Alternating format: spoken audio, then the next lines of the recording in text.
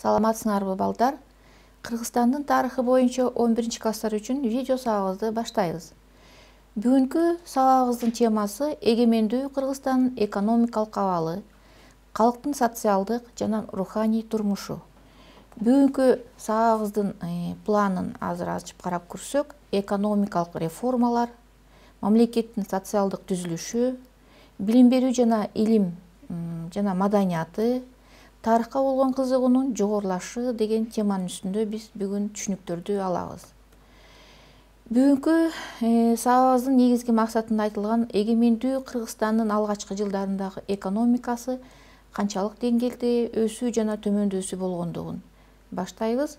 1991 жылы ошол кезде өнөр жайдын өндүрүштүк абалы өтө начар абалда калган. Жылдык орточо өсүшү кескин төмөндөгөн. Курулуш менен агрардык өнөр жайында дагы комплекстеринде жумшалган каражаттар акталбай калган.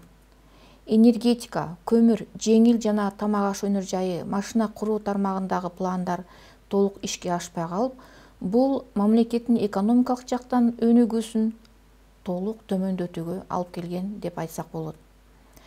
Кыргызстанда ошол кезде белгилүү бизге рынок мамилелери башталгандыгын өткөн сабактарда да айтканбыз. Ошол рынок маселесин баштаганда атайын закондор кабыл алынып, элдерге мындай ачык түрдө кандай рынок маселесин баштоо керек, рынок системасы кандай болуш керек деген ойлору айтылып, өкмөт тарабынан билдирүүлөр болгон. Менчиктештирүү, бааларды либералдаштыруу, экономикага мамлекеттин киргизүүсүн токтотуу, жеке менчик киргизүү, соода эркиндиги, экспорт жана импорт боюнча чектөөлөрдү жоюу, бирдиктүү кредит, финансы, акча, салык саясаттарын бир мезгилде жүргүзүү каралган. Бул рынок системаларынын алгачкы башталуу мезгилиндеги ушундай көрүнүштөр менен баштаган Кыргызстан. 1991 жылы 20 декабрда Кыргыз Республикасында менчиктештирүүнүн жана ээлик кылуунун мыйзамдары кабыл алынган. Рынок системасынын негизги өзгөчөлүгү бул менчиктештирүү болуп эсептелинет. Бизге белгилүү бул. Демек, кандай мыйзамдар каралган? 1991 жылы Кыргызстанда менчиктештирүүнүн биринчи этабы болуп өткөн, ал эми 94 жылы экинчи этабы башталган.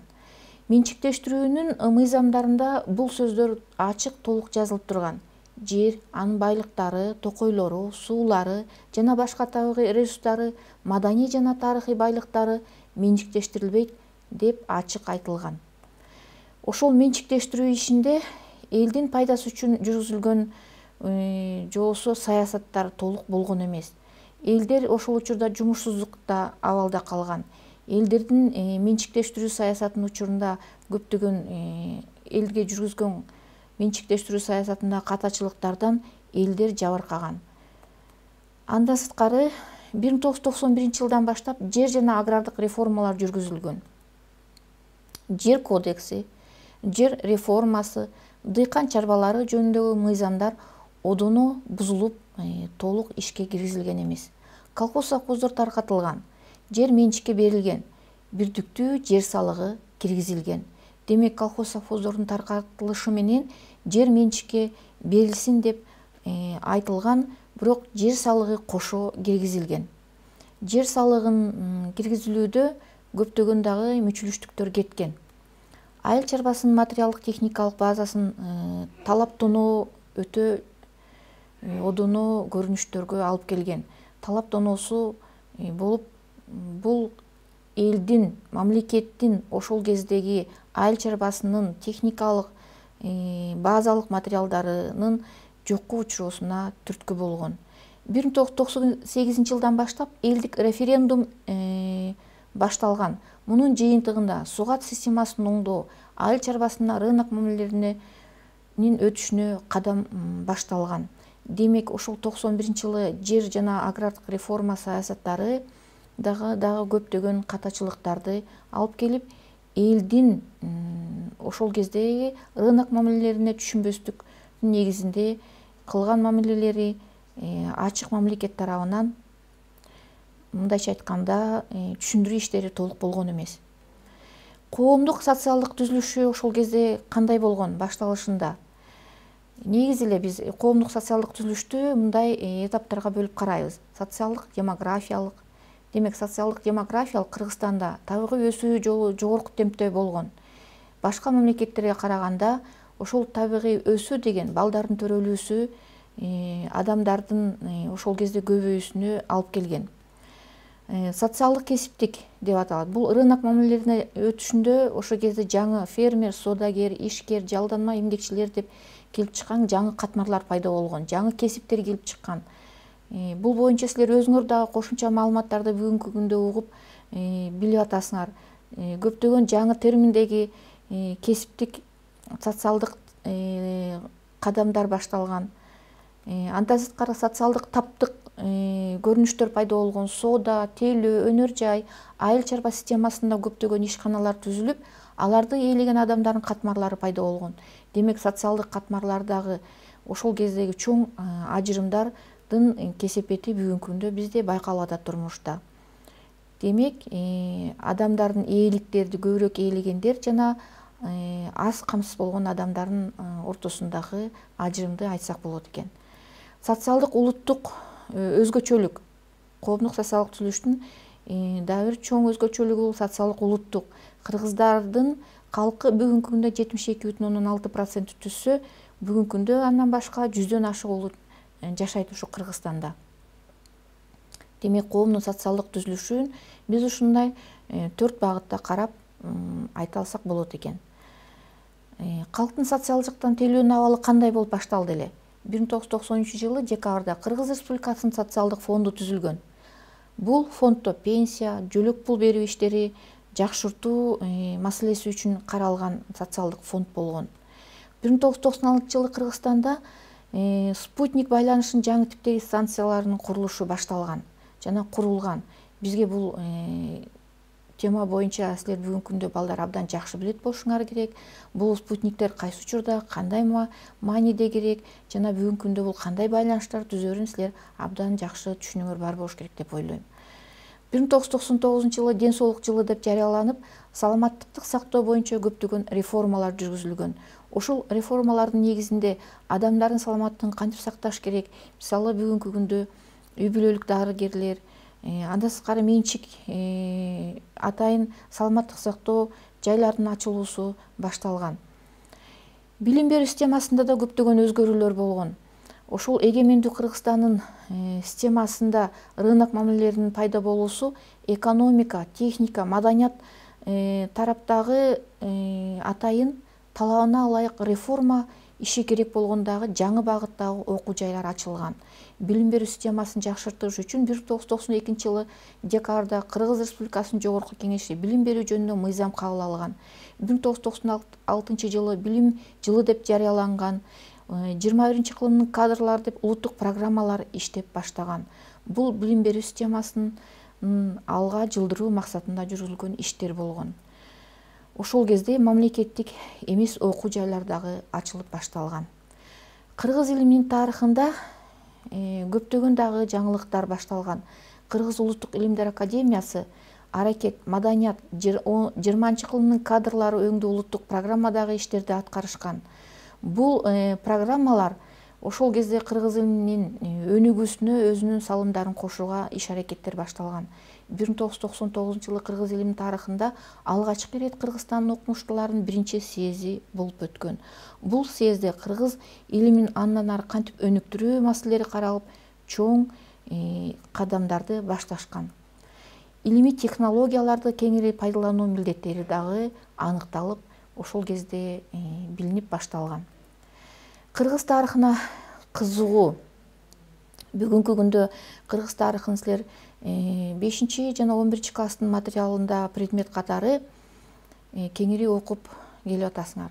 Ошол кезде кыргыз тарыхы ачыкка чыгып, эгемендүү Кыргызстан болгонго чейин көптөгөн тоскоолдуктарды башынан өткөргөн.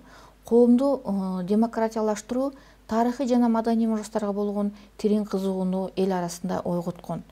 1994-жылы 22-24 сентябрда Бишкекте кыргыздар байыркы жана орто кылымдагы Борбордук Азиядагы этногенетикалык, этномаданий процесстер деген темада эл аралык илимий конференция болуп өткөн. Бул конференция бизге белгилүү кыргыздардын эң эле байыркылыгын жана кыргыздардын тарыхы бай экендигин, кыргыз элинин борбордук айзыдагы элдердин арасынан эң байыркы эл экендигин силер буга чейин уккан окумуштуулардын айтуусу боюнча ушул конференцияда аныкталып, дагы көптөгөн тарыхый маалыматтарды китебиңерде жазылып турат. 1995-жылы Манас эпосунун 1000 жылдыгына карата маданий мурастарды жаңылоо багытында иштер жүргүзүлгөн жана муну Манас эпосунун 1000 жылдыгын өткөрүү маселеси алдыга коюлган. Демек, кыргыз элинин тарыхына кызыгуу ушинтип эл арасында күчөгөн. Ата бейит мемориалдык комплекси ошол учурда ачылышы дагы бул кандай себептер менен болгон? Бизге бул маалыматты дагы силер көбүрөөк интернет булактарынан билип, газеталардан окуп, жана бул маалыматты силер предметтик материалдардан окуп билесиңер мектептен.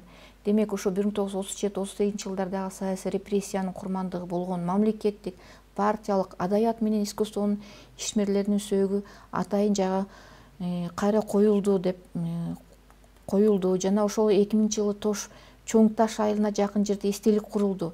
Бул ата бейит мемориалдык комплекси дагы кыргыз элинин тарыхындагы чоң бир тарыхый маалымат болуп эсептелинет. 2003-жылы Кыргыз мамлекетинин жылы деп жарыяланды. 2002-жылы 20-декабрда Бириккен Улуттар Уюму Кыргыз мамлекетинин 2200 жылдыгы жөнүндө Кыргызстандын демилгесин колдоп, атайын чечим кабыл алды. Бул демилге ошол Бириккен Улуттар Уюмунун ушул маселени көтөрүп, атайын докладдар каралгандыгы дагы биз бүгүнкү күндө билишибиз керек. 2003-жылы Кыргыз мамлекетинин жылы деп дүйнөлүк аренада кеңири белгиленди. Бул Кыргызстан тарыхындагы эң маанилүү окуя деп айтсак болот экен. Кыргыз мамлекеттүүлүктүн ошол изилденүүсүнө дагы чоң багыттар ачылды жана дүйнө жүзүндөгү бул тарыхый кыргыз эли үчүн тарыхый окуя болгондугу дагы биз билишибиз керек балдар. Эгемендүү Кыргызстан маданиятында дагы чоң салымдар башталган. Ошол 1992-жылы маданият жөнүндө мыйзам кабыл алынып, маданият мекемелеринин мамлекет тарабынан колдоону шартында чаралары жөнүндө атайын маселелер каралды. Республикада китепкана ишин жакшыртуу жөнүндө маселе каралды. Тарыхый маданий мурастарды сактоо жөнүндө маселе каралды. Кыргыз Республикасына концерттик ишмердик жөнүндө маселелер каралды. Бул документтерди жүзөгө ашыруу үчүн маданият мамлекеттик программасы иштеп чыкты жана иштеп баштайт бүгүнкү күндө дагы. Натыйжада бүгүнкү сабагыбызды биз төмөндөгүдөй жыйынтыктар менен айтсак болот балдар. Биринчиден, менчиктештирүү 1991-96 жылга чейин массалык түрдө болгон. Купондук акционерлер жолсу аукциондук өзүнчө менчиктештирүү иши жүргүзүлүп, ири ээликке ээ болгон адамдар пайда болгон. Бул башында айткан элдин арасында жана ири ээликке ээ болгон адамдардын айырмачылыктары көп болгондугун бизге бүгүн маалымат билебиз. Ички жана тышкы миграция өскөн, элдин жумушсуздугу, жакырчылыгы келип чыккан. Андан сырткары жаңы социалдык катмарлар келип чыгып, калктын арасында социалдык абалы боюнча чоң айырмачылыктар пайда болгон. Улуттар аралык мамилени турукташтыруу максатында 1994-жылы 21 январда Кыргызстан элдеринин биринчи курултайы болуп өтүп, Кыргызстан элдеринин ассамблеясы түзүлгөн. Бул бизге белгилүү ошол 1990-жылы болуп өткөн Ош калаңыдагы бул Кыргыз элдеринин ассамблеясынын ачылышына түрткү болгон деп айтсак болот. Кыргыз элинин өзүнүн реалдуу тарыхын окуусу кызыгууну элдин арасында күчөткөн. Сындалып келген инсандардын ысымдары тарыхый чындыкта кайра калыбына келген. Демек, балдар, биз ушул бүгүнкү сабагыбызды дагы жыйынтыктоо максатында, эске тутуу максатында тесттик суроолордун астында биз иштеп көрөлү. Биринчи суроо: менчиктештирүү кандай натыйжаларга алып келген? Туура жообун тапканга аракеттенебиз. Демек, мамлекет тарабынан ода кылган жардам берилген эмес менчиктештирүү учурунда. Экинчи суроо: Кыргыз Республикасы өкмөтү тарабынан кандай агрардык реформа жүргүзүлгөн? Суроолорду укканга аракеттенебиз.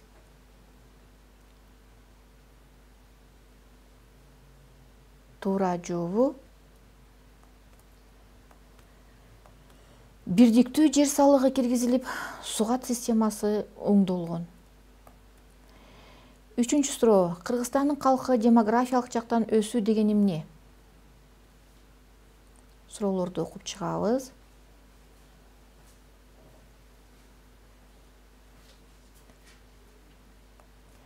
Демек, туура жообу табигый жактан калктын өсүүсү. Демек, Кыргызстанда башка республикалардан айырмаланып, демографиялык жактан өсүү болгон экен. Андан кийин суроо. Белгилүү маалыматтарды даталар менен дал келтиргиле. Кыргыз Республикасынын социалдык фонду качан түзүлгөн? Кыргызстан элдеринин ассамблеясы качан түзүлгөн? Кыргызстанда интернет тармагын ишке киргизүүсү качан болгон? Саламаттыкты сактоо максатында ден соолук жылы деп качан жарыяланган? Бул суроолордун жообун карап көргөнгө аракет кылабыз.